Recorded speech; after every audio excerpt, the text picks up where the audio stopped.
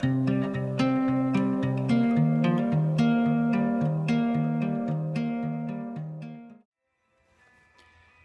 I'm author J.L. Metcalf, and I am the author of 3 books. The first is a fantasy novel by the name of The Last Daughter of Lilith. The second is Coming Undone, Musings on Life, Love, and Hobbits. And the third book is Menagerie of the Weird, a collection of short stories. Today I'm going to read a little passage from my second book, Coming Undone, Musings on Life, Love, and Hobbits. And it's a collection of blog entries, journal entries, all sorts of things that I wrote over the years as I struggled with anxiety, depression, finding love, and finding out who I am in this mess. So today's will be a short reading. It's called, from a blog entry I wrote on July 10th, 2013, called Daydreams, Wishes, and Fantasies versus Living in the Now. Dreamers versus Doers. Can we be both? I wish for so many things some days that I realize I'm very much not living in the present moment. Wishing is great, but sometimes it gets you so wrapped up in what could be that you forget what is happening around you.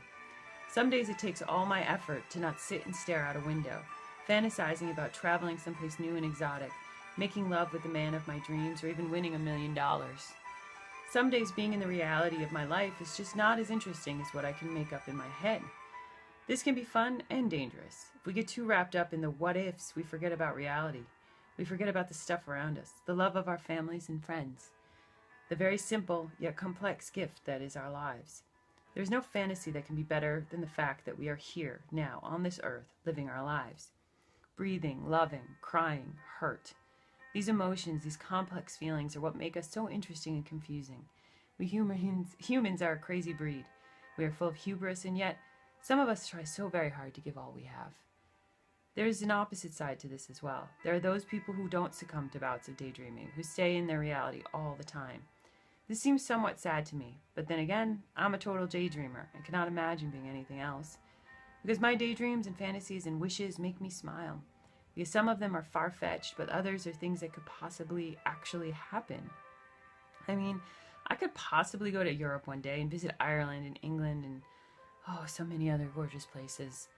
So it's not all rooted in fantasy. I think time spent out of reality is okay. I think it's healthy to imagine what you could do with your life if certain responsibilities weren't there, or what could happen if things continue down a certain path. Fantasy can be so good for us. It's a brief respite from harsh reality. But then again, time spent in reality is also good. To remind ourselves that life is a precious gift and we should enjoy what we have, because so many people have less. So many people are sad and without love.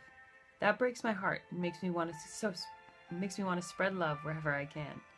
I see both sides of this, and I have to say that I think it all comes down to balance.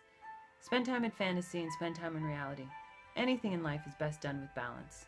Too much one way or the other is never a good idea. So that's one of the passages I wrote in 2013 as I'm trying to figure out who I am. It took me a long time.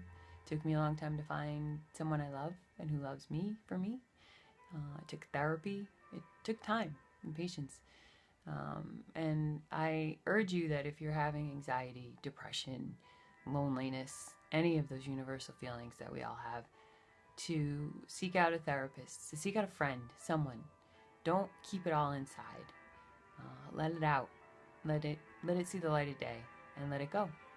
And if you want, you can also pick up a copy of my book, Coming Undone, Musings on Life, Love, and Hobbits. It's available on Amazon.com, and I will also be at Rhode Island Comic Con November 6th through the 8th, selling it along with my 2 other books.